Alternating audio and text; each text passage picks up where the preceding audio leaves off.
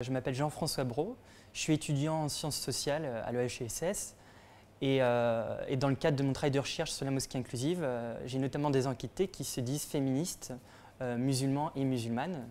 Et donc c'est un peu par ce biais-là, mais avant je me suis intéressé à cette question du féminisme islamique et justement des tensions que ça introduit aussi dans le féminisme au sens le plus large et du coup, qu'est-ce que le féminisme islamique et musulman peut apporter au féminisme en général en fait. Si on prend le contexte français, en France, on s'est beaucoup construit contre les féministes, les mouvements féministes se sont pas mal construits contre la religion et c'est la laïcité aussi, le rapport à la laïcité.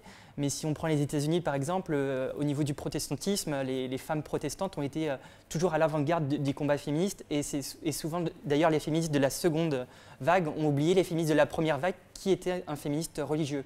Et pareil dans les pays à majorité musulmane, les féministes musulmanes existent, elles sont là et bon, certains les découvrent, mais ça fait des décennies qu'elles existent.